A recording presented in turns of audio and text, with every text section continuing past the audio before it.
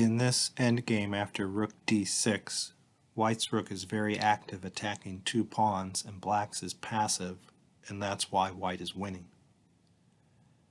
Okay, black tries rook e8, giving up the b pawn. Passive defense simply doesn't work. You just march the king up here and win the b pawn anyway. So black tries for some counterplay. When you're defending a worse position with rooks, you want to get your rook active and try for counterplay.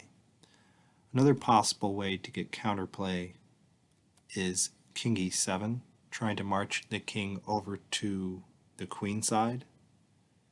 Okay, then we can take on g6, king d7. We bring the king up. And now notice that king c7, protecting the b pawn, releasing the rook from duty, fails after check and then pushing the pawn, and the king is cut off forever, and so this king will march over and help promote the pawn. So it's an easy win. So instead of king c7, black can try to activate the rook, okay, and then we'll play rook f6 to block it. Might as well stop any possible counterplay if you can. Now, rook h8, trying to get down the h-file.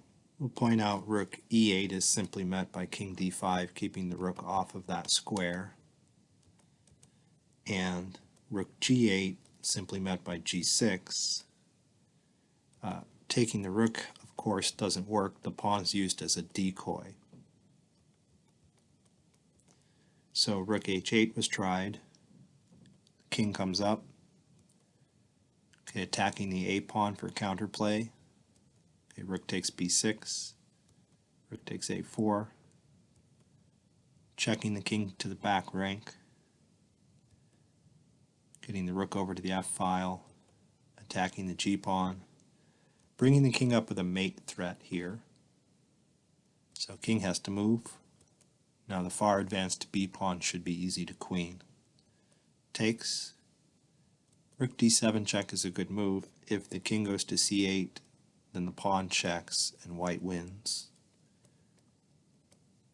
So the king has to go to e8, but then the pawn pushes. Black has one check, white blocks, and white wins anyway.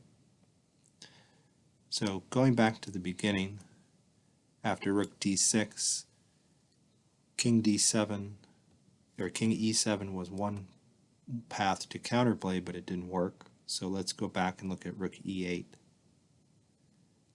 Okay, here we'll play rook f6, forcing the king to g7 before taking the pawn, because at any time we can check on b7 and the king will be forced back now. So rook e3 check, king comes up, check, king goes up, black gets the a pawn. We check the king back to the back rank and then start pushing the b pawn.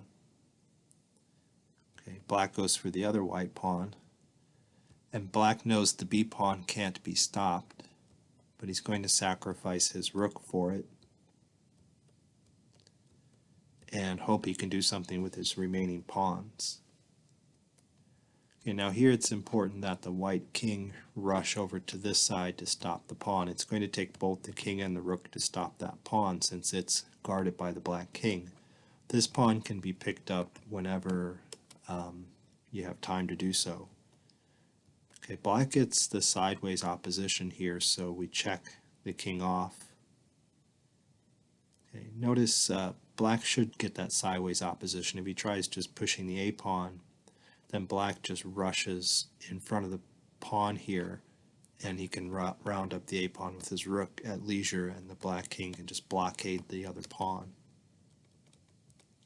So king f5, okay, we have to check the king off, put him on the g file in front of his g pawn, get closer with the king, g5.